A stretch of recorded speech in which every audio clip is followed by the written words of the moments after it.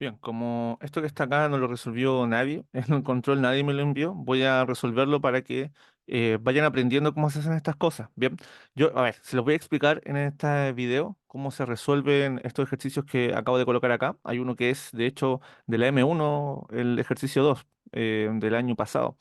Bueno, se los voy a explicar y de hecho lo hicimos en clase también.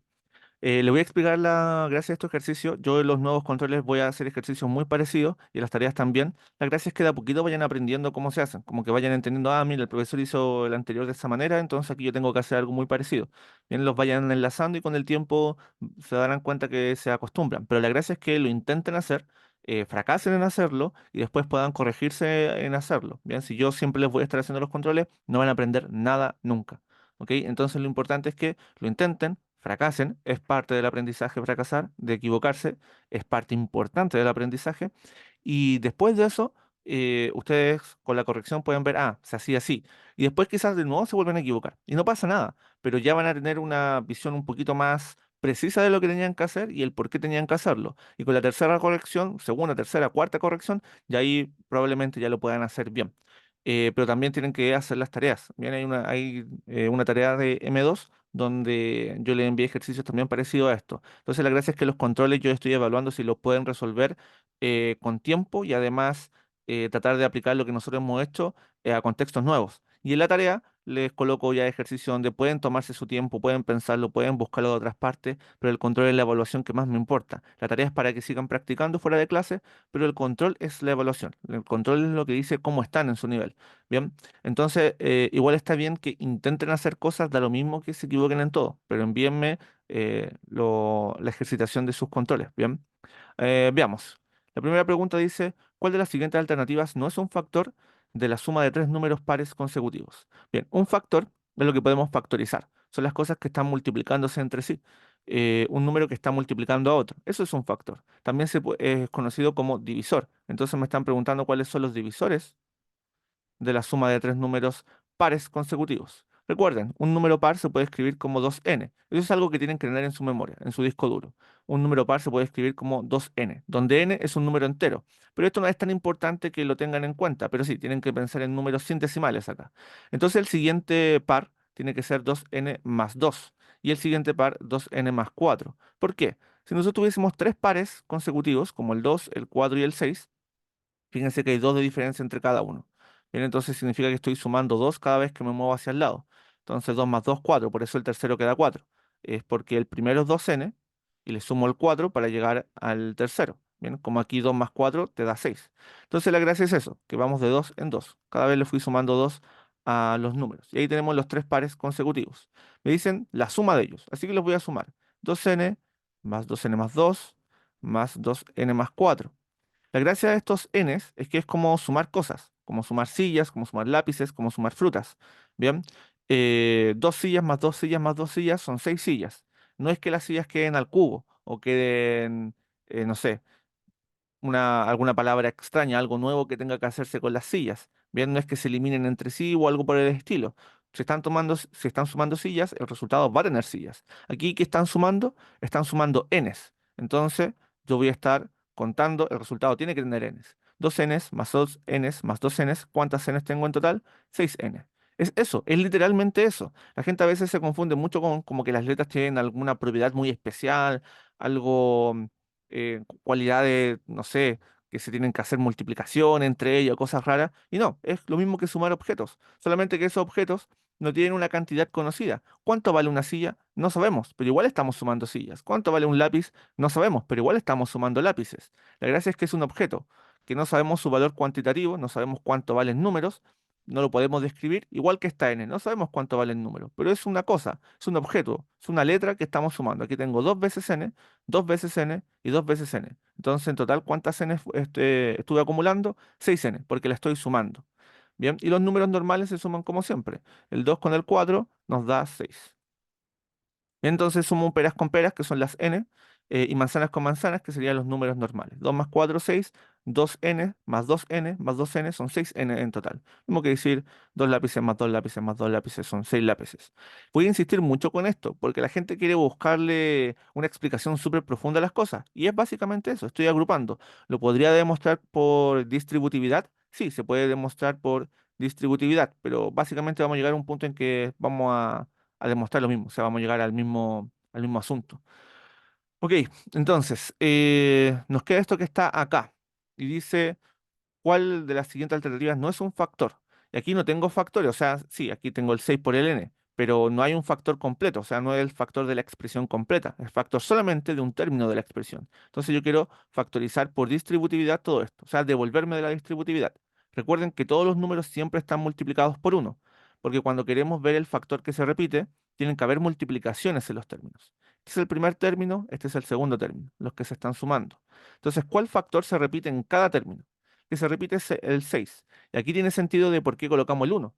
Si no hubiésemos colocado el uno, no es tan fácil ver de que allí hay un uno. Bien, normalmente el estudiante piensa, ay, ahí no hay nada, queda un cero. Y no, queda un uno, porque todos los números siempre se están multiplicando por uno, siempre. Bien, entonces ese es el uno que queda ahí. Estos 6 que se repiten se pueden sacar fuera de un paréntesis y dentro del paréntesis nos queda n más uno. Esto es la propiedad de distributividad que bueno, hay demostraciones de esto, pero la verdad es que estamos resolviendo el ejercicio simplemente. Y ahí se lo he explicado en clase de dónde viene la distributividad también. Entonces, tenemos 6 por n más uno. Esto está multiplicando, este sí es un factor de toda la expresión, porque este 6 está multiplicando todo lo demás, que es el paréntesis. Entonces ya sabemos cuál es un factor de esta expresión. El 6 es un factor. Pero me están preguntando cuál no es un factor.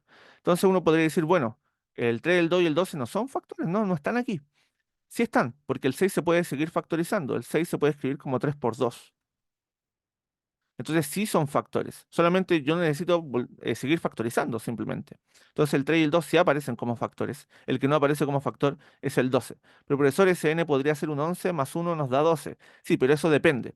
Bien, esto no es siempre. Cuando nos dicen, cuando nos dan algo así tan, una afirmación tan precisa, tiene que cumplirse siempre. No es necesario que diga siempre. Hay estudiantes que son demasiado hiperlógicos, por decirlo así, que necesitan que diga textual todas las cosas o si no está mal redactado. Y la PAES no siempre redacta las cosas eh, con todas las cosas que uno no quiere asumir, ¿cierto? No siempre está la palabra siempre, no siempre están todas las palabras precisas para que el ejercicio no tenga una segunda interpretación. Normalmente uno tiene que decir, bueno, la PAES, ¿qué me está evaluando? La gracia que aquí me está evaluando es que no siempre el 12 va a ser un factor de tres números pares consecutivos. A veces, depende. ¿De qué depende? Del valor de n. Ah, entonces no es siempre, y como no es siempre, no puedo colocar el 12 como factor. Esa es la gracia del ejercicio, acercarlo a lo que normalmente uno esperaría que la PAES nos está preguntando. No podemos ser tan buscando trampa en todas partes. Bien, no hay que ser tan paranoicos todo el tiempo. Vamos al siguiente ejercicio, al ejercicio 2. En el ejercicio 2 tenemos si la suma de tres números enteros consecutivos es igual a p. Bien, tres enteros consecutivos. Un entero puede ser n. ¿Bien? Y el siguiente entero n más uno, porque el consecutivo, el siguiente es el sucesor. Para encontrar el sucesor se suma uno. Y el siguiente sucesor de este que está acá es n más 2, porque a este le sumé un uno. Y como le sumo un uno, me queda uno más uno, 2. Por eso queda n más 2. Y tenemos los tres números pares consecutivos. ¿Cuál de las siguientes afirmaciones es siempre verdadera respecto al valor de p? Entonces me están pidiendo sumarlos. Lo mismo que en el ejercicio anterior. Esto es de la M1 del año pasado. Entonces voy a sumar estos números que están acá. De nuevo, peras con peras, manzanas con manzanas. N más n más n, ¿cuántas n hay acá? 3n. Bien. O, esto recuerden que siempre está multiplicado por uno, entonces en el fondo nos está diciendo que hay una n. Una n más una n más una n son 3n. Bien, un lápiz más un lápiz más un lápiz, tres lápices. Fíjense que ese concepto siempre se repite. En la PAES no van a tener por lo menos en la DM1, no van a tener que jugar tanto con el álgebra, ¿ya? Esto es un poco de álgebra, pero es álgebra muy, muy básica. En M2 es donde sí hay que empezar a explicar mucho más los productos notables, mucho más todo el tema de las potencias, cómo se factoriza, cómo esto va jugando con las raíces o con los logaritmos para poder ir mezclándolo entre sí. En la M1 no es tan importante. Igual aquí todavía estoy en la parte de números, todavía estoy en la parte sencilla, ¿bien? 1 más 2 nos da 3. Entonces nos queda 3n más 3. Fíjense que es copiar y pegar el ejercicio anterior. En el anterior ocupé números impares, pero ahora estoy utilizando pares consecutivos simplemente. El 3, ¿por qué siempre está multiplicado? Por uno. Todos los números siempre están multiplicados por uno. ¿Y cuál es el factor que se repite en estos dos? El 3. Fíjense que entonces es algo recurrente. Este método ustedes lo pueden ir interiorizando y después con el tiempo, de tanto hacerlo, lo van a terminar entendiendo. Bien, muchas veces no hay que, bueno, la perseverancia va a superar al talento la mayor parte del tiempo, entonces ustedes pueden interiorizarse en este método de cómo, ya, puedo construir los números, los sumo y factorizo por distributividad, porque se repite el mismo factor en todos los términos. Entonces, el que se repite lo dejo fuera de un paréntesis y los otros los dejo dentro. Claro, hay una demostración. Si quieren que se lo escriba el por qué esto se puede hacer siempre, se los puedo, bueno, lo podemos ver en la clase de M1. Ya les di una pequeña demostración de eso, de que daban los mismos nombres, o sea, no una demostración, una muestra, ¿bien? Pero lo podemos demostrar matemáticamente si es que quieren. Y bueno, de nuevo, ¿cuál de las siguientes afirmaciones es siempre verdadera con respecto al valor de P? Es un número impar, depende. Si, por ejemplo, este fuese un uno, nos quedaría uno más uno y eso nos da 2. 2 por 3 nos da 6. Eso no es un número impar. Por lo tanto, eso se puede desmentir de acá. Pero la gracia de haberlo hecho de esta manera es darse cuenta que el 3 está acá. Es para no estar evaluando cada alternativa. Como el 3 está acá, es un múltiplo de 3. Recuerden que los múltiplos de 3 siempre es 3 por un número entero. Ese número entero puede ser cualquier número entero. Y aquí siempre hay un número entero. ¿Por qué? N es entero, porque dijimos que n iba a ser un número entero cualquiera. Y si le sumo uno a un número entero, sigue siendo entero. Piensen en cualquier número entero. Menos 3. Menos 3 más uno, menos 2. Sigue siendo entero. Bien, para que deje de ser entero, tendríamos que sumarle un número decimal. Entonces, como estos dos son enteros, el resultado siempre va a ser entero. 3 por un entero siempre es un múltiplo de 3. Recuerden eso, los múltiplos de 3 son números que se pueden dividir por 3. Y acabamos de hacer eso en el ejercicio pasado. Le acabo de decir que es un factor o divisor. eh, Esto de acá es un factor o divisor de la expresión completa. Por lo tanto, este de acá, esto que nos quedó, es un múltiplo de 3, es divisible por 3, tiene como factor 3 o divisor al 3. ¿Bien? Así que siempre el resultado de tres pares consecutivos se puede dividir por 3. Ustedes lo pueden corroborar. Si toman 3 más 4 más 5, aquí tome números random, nos queda 7 más 5, 12. Eso se puede dividir por 3. Ah, pero profe, con los números negativos, por ejemplo, menos uno más cero más uno, eso nos da cero. ¿El cero se puede dividir en 3? Sí, claro que sí. Se puede dividir en 3, nos da cero. Eso también es un número entero. Y si coloco menos 2 menos uno y cero, eso nos da menos 3. Y menos 3 dividido en 3 nos da menos uno. También es un número entero el resultado. Por lo tanto, es la B es un múltiplo de 3. Y recuerden que los múltiplos pueden ser negativos y el cero es múltiplo de todos los números. Este de acá es un poco más difícil, dice considerar la igualdad. Bien, esto es una división. Bien, cuando se escribe como en forma de fracción es una división. Esa es la gracia de esto. Con n un número entero. ¿Para cuántos valores distintos de n se cumple que p es un número entero? Entonces queremos que la división nos dé exacto. Queremos que el denominador quepa en el numerador. Entonces simplemente ir probando números, e ir probando números y ir viendo qué pasa. Entonces, por ejemplo, si decimos que n es cero, ¿qué es lo que va a pasar? Arriba me va a quedar el menos 2 y abajo me va a quedar el 2. Esto es cuando n vale cero. Ah, mira. Y si coloco que n vale, vamos a colocar vamos a colocar aquí, que n vale uno. Esto es más que nada porque me sale la respuesta y quiero hacerlo en orden. Si coloco que n vale uno, esto nos da menos uno y abajo nos da 3. Fíjense que pasó algo. Lo de abajo aumentó. Claro, estoy sumando un número positivo con otro positivo, se va haciendo más grande. Pero arriba se hizo más chico, o sea, quedó la diferencia entre los números que están acá. Por lo tanto, mientras más números coloca acá, el de abajo siempre va a ser mayor que el de arriba. Bien, porque el de arriba va creciendo, mientras que el de abajo va a quedar su diferencia, va a quedar un número más chico en valor absoluto. Significa que el 3 jamás va a caber en el uno, o el siguiente va a ser el 4 en el 2 y así, o en el cero en verdad, nos va a quedar 4 en el cero. Bueno, de hecho, si colocamos n igual a 2, bueno, aquí este se me estaba escapando, arriba nos queda un cero y abajo nos queda un 4. Y eso nos da cero como resultado. Así que este sí nos sirve. La verdad es que este se me estaba escapando. Puede que el resultado esté malo acá. Sí, parece que este se me estaba escapando. Porque ese da cero y eso es un número entero. Sí, se lo estaba olvidando. Después, claro, cuando coloque n es igual a 3, aquí me va a quedar un uno y abajo me va a quedar un 5. Y claro, aquí ya el 5 no va a caber en el uno, después me va a quedar un 6 y arriba me va a quedar un 2. Fíjense que arriba va aumentando, 0, 1, 2. Después me va a quedar un 3, después me va a quedar un 4. Y aquí me va a quedar un 7 y aquí me va a quedar un 8. ¿Por qué, profe? Me perdí. Ah, sí, lo que pasa es que estoy aumentando de uno en uno. Y si yo le sumo un número más grande al 2, va a aumentar también en uno. Bien, primero es 2 más uno, después 2 más uno, después 2 más 2, después 2 más 3, después 2 más 4, 2 más 5, 2 más 6. Va aumentando de uno en uno el de abajo. Y el de arriba también va aumentando de uno en uno, porque yo estoy aumentándolo de uno en uno. El de arriba primero me da menos uno, después si le sumo un 2, 2 menos 2, 0. Luego si le sumo un 3, 3 menos 2, 1. Si le sumo un 4, 4 menos 2, 2. Si le sumo un 5, 5 menos 2, 3. Y así. Entonces va aumentando de uno en uno. Se fijan que abajo entonces va aumentando y siempre va a terminar siendo más grande que el de arriba. La única excepción es esto que nos va a dar cero, porque el resultado de cero dividido en 4 es cero. Bien, entonces eso es un número entero si me sirve. Este no me sirve. Este sí me sirve porque me da menos uno. Da lo mismo que sea negativo. Es un número entero igual. Recuerden que los enteros son positivos y negativos. Y después voy con el menos uno, con el menos 2. Y no necesito calcularlo uno por uno. Yo sé que ya para la izquierda voy, o sea, para la derecha en este caso voy disminuyendo. Entonces me queda menos 3, menos 4, menos 5, menos 6, menos 7. Y abajo también va disminuyendo. Aquí me va a quedar un uno, aquí me va a quedar un cero, aquí me va a quedar un menos uno, un menos 2, un menos 3, porque va bajando de uno en uno. Eso es lo que estoy haciendo. Una vez visto ese patrón, entonces no hay que calcular tanto. Fíjense que esto me va a dar menos 3, me sirve también. Aquí tenemos otro número que me sirve, nos sirve este, este. Este no se puede porque no se puede dividir en cero. Es distinto dividir al cero que dividir en cero. Son cosas diferentes. No se puede dividir al cero, pero sí se puede dividir, perdón, no se, sí se puede dividir al cero y no se puede dividir en cero. ¿Ven? Esa es la gracia de esto.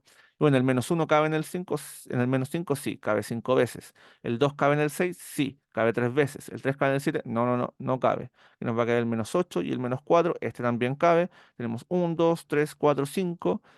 Podemos seguir probando. Tenemos el menos 9 y el menos 5. No va a caber exacto por lo menos. Nos va a quedar el menos 10 con el menos 6, tampoco va a caber. Ahí estoy continuando para acá. Después nos va a caer el menos 11 con el menos 7. Después nos va a quedar el menos 12 con el menos 8. Nos va a quedar... Bueno, en este punto ya no debiesen caber más. Déjenme ver si no me salté ningún número. 3, 4, 2, 3, 4, 5, 6, 7, 8, 9. Aquí 0, 1, 2, 3, 4. 5, ya tengo 3, 4, 5. Ya no debiese caber ninguno más. ¿Por qué? Porque el 8 ya al multiplicarlo por 2 queda 12. Entonces ahora estos números se van a ir pareciendo cada vez más. O sea, la diferencia de ellos es 4. No va a pasar nunca que terminemos encontrándolos. Bien, aquí cuando ya la diferencia es 4 ahí cabía exacto, porque justamente eran 4 los que quedaban de diferencia. Ya no se van a volver nunca más a encontrar. O sea, cuando nos da un 2 ya es imposible que vuelva a caber otra vez más. Siempre nos va dando una división más pequeña. Más pequeño que 2 el único que podría ser es uno, pero jamás van a ser iguales estos números que están acá. Siempre van a mantener los 4 de diferencia, así que como nunca van a ser iguales, nunca nos va a dar ese uno que estamos buscando, y números entre 2 y uno son puros decimales, así que jamás nos va a dar un número entero. Eso es parte del análisis que hay que hacer. Por lo tanto, tenemos 1, 2, 3, 4, 5 divisores. La respuesta sería la B para este ejercicio. Si está la respuesta correcta. Bien, este ejercicio no es sencillo, la verdad. No es sencillo y está en la M2. Es la primera pregunta de la M2 del año anterior. Solamente que les cambié un uno por un 2. Es la única diferencia. Con decir que no es sencillo, tampoco estoy diciendo que sea tan difícil. Aquí estoy haciendo mucha explicación, pero si ustedes se manejan en las matemáticas, esto no les va a tomar más de un minuto. Lo que pasa es que ustedes muchas veces confunden la explicación con el método. Piensan como profesor, pero es que yo lo hice de una forma diferente a lo que usted hizo acá. Aquí yo estoy explicando. Si ustedes llegan y lo calculan, bien, pero yo estoy explicando el análisis que hay que hacer. Lo que pasa es que confunden muchas veces eso porque muchas veces no son capaces de explicar el método. Dicen, mira, es que pasa esto y esto y esto, y no explicaron nada. Nadie puede entender nada de lo que están haciendo. O sea, ven lo que hicieron, pero no se entiende lo que hicieron. Son conceptos diferentes. Entonces hay un profesor quizás los puede entender, pero un compañero suyo entenderá lo que hicieron y por qué lo hicieron. Ellos serían capaces de hacerlo. Dicen, ah, no, entendí lo que hiciste, pero yo no lo podría hacer. Significa entonces que no estás entendiendo lo que se hizo. Entonces, esa es la gracia. Nosotros vamos a ir probando distintos números, nos damos cuenta que arriba hay un patrón y abajo también. Colocamos ese patrón para no ir calculándolo uno por uno, porque si no nos vamos a demorar mucho. Y vamos probando los números. Nos damos cuenta que cuando llegamos al 2, ya no van a poder volver a hacer, darnos un número entero, porque se va haciendo más chico que 2. Y solamente nos quedaría un uno, pero estos jamás van a ser iguales. No pueden ser iguales los dos que están acá. En cambio, por arriba. sea, para la derecha, sumando números, nos damos cuenta que cuando nos da cero ya es imposible que nos dé otra cosa porque el denominador siempre va a ser más grande que el numerador, significa que nunca va a caber ni siquiera una sola vez. ¿Bien? Entonces, con eso sabemos que ya no necesitamos hasta aquí, en verdad, tendríamos que haber pensado, nosotros ya no necesitamos probar más números. Bien, pero eso es parte del análisis y muchas veces necesitamos escribir más números para darnos cuenta de eso. Porque memorizar que, eso siempre pasa, como decir, entonces cuando la división me da menor que 2, no, eso no es una regla. Sería pésimo que ustedes lo viesen como la regla. La gracia es que me dé cuenta en este análisis de que pasa eso. Eso es lo que ustedes tienen que tener en cuenta, porque les pueden modificar el ejercicio. Puede que aquí hayan factores o cosas raras. Entonces, ahí no se va a cumplir. Lo mismo que yo estoy diciendo acá. Hay que analizarlo para cada situación. Entonces, la gracia es que ustedes tengan que entender el análisis. ¿Cómo me di cuenta? Claro, nunca va a caber, ahora va a caber menos veces, por lo tanto va a caber menos que dos. Como va a caber menos que dos, a lo más podría optar a que me dé uno, pero jamás van a ser iguales. Ahí hice el análisis. Eso es lo que yo voy pensando lógicamente. Y eso es lo que tienen que ir analizando. Claro, esto es M2 y por lo tanto hay más dificultad. Y este es el tipo de preguntas que le cuesta a todo el mundo porque es más de análisis que de cálculo. El profesor hizo algunos cálculos. Sí, pero imagínense que se hayan olvidado de otro número. Ustedes podrían ir probando con muchos números, ir uno por uno, y la verdad es que podrían estar aquí harto rato en este ejercicio, pero el ejercicio no da para más de un minuto si es que hacemos el análisis correcto.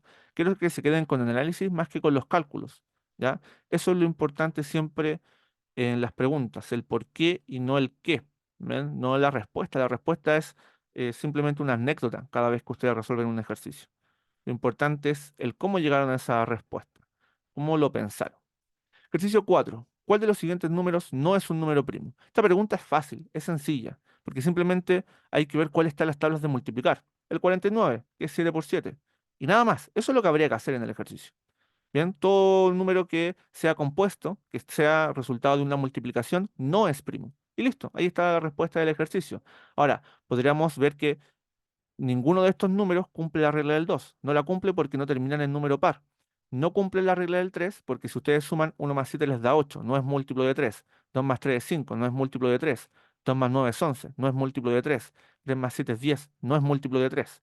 No cumple la regla del 5 porque ninguno termina en 5, ¿bien? O en 0, que es la regla del 5. Y podríamos ir probando la regla del 7, pero cuando son números tan chicos, simplemente es ver que no está en la tabla del 7, ¿bien? Entonces así ustedes ya eliminaron casi todos los números. Fíjense que yo estoy probando aquí los números primos.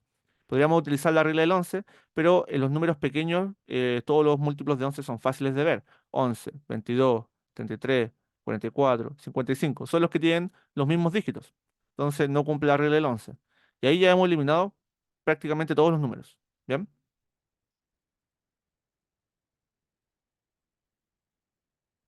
Vamos al ejercicio 5, que es la factorización prima. Este es un ejercicio fácil, mecánico. Simplemente tienen que decir 1260 se puede escribir como 126 por 10. Recuerden que siempre pueden hacer eso cuando hay un cero acá. Y el 126 lo podemos separar. Mm, bueno, aquí tienen que pensarlo quizá un poco más. No lo veo también una forma en que sea muy fácil. En verdad tienen que ver que esto es 21 por 6, ¿ya? Porque 6 por 1 es 6 y 6 por 2 12. Entonces ahí les da este número que está acá. 21 por 6. Es saberse las tablas, la verdad, poder hacer esto más rápido. El 10 lo podemos separar como 5 por 2. Podrían hacerlo primero dividiendo por 2, después por 2, y así hacerlo varias veces hasta que después tengan que dividir por 3. Pero eso es más largo, más tedioso. La gracia es que ustedes puedan ver esta clase de cosas. ¿Y cómo lo ven? ¿Cómo lo pienso yo? Si yo tengo el 126, lo voy a separar en dos cosas, en el 120 y en el 6. ¿Bien? Entonces me doy cuenta que ambos son un número multiplicado por 6. Esto es 20 por 6 y esto es 6 por 1. Y como habíamos visto, esto se puede factorizar y esto queda 20 más 1. Eso es lo que hago en mi mente y por eso sé que esto es 6 por 21. En el fondo, es un poco más sencillo que esto, porque no hago la factorización ni nada de eso, sino que veo que este uno, o sea, este 6 pueden hacer de multiplicarlo por uno. 6 por uno me da 6. ¿Y el 120 lo puedo conseguir con el 6? Sí, multiplicando 2, porque 6 por 2 es 12. Entonces así nos queda de esta manera. Luego separamos esto que está acá, se nos queda 7 por 3, ahí no hay nada que hacer. es la única multiplicación que nos da 21 y la del 6 es 2 por 3. Entonces, fíjense que estos son los números que nos quedaron al final, puros números primos, y lo ordeno como están aquí en el ejercicio. Primero el 2, ¿cuántas veces se repite? Dos veces, así que el exponente es 2. El 3, ¿cuántas veces se repite? Dos veces, así que su exponente es 2. El 5, ¿cuántas veces se repite? Una vez, así que su exponente es 1. ¿Y cuántos 7 tenemos? Un 7, que es el que está acá, entonces el exponente es 1. Y nos quedaría entonces que la alternativa correcta es la A. También podrían hacer las multiplicaciones de todos estos, pero van a estar ahí un buen rato. La gracia es que hagan la factorización prima, esto les va a servir sobre todo. Hay una pregunta difícil siempre de M1 que tiene que ver con factorización prima y en M2 hay preguntas difíciles donde hay que hacer factorización prima todo el tiempo. Bien, eso. Y además que es bien, está bueno pensarlo por un montón de cosas que tienen que ver con el mínimo común múltiplo y poder pensar la matemática como factores primos, porque hace que puedan simplificar cosas de forma mucho, mucho más sencilla. Ahí está el resultado del ejercicio, del control. Cualquier duda me pueden consultar.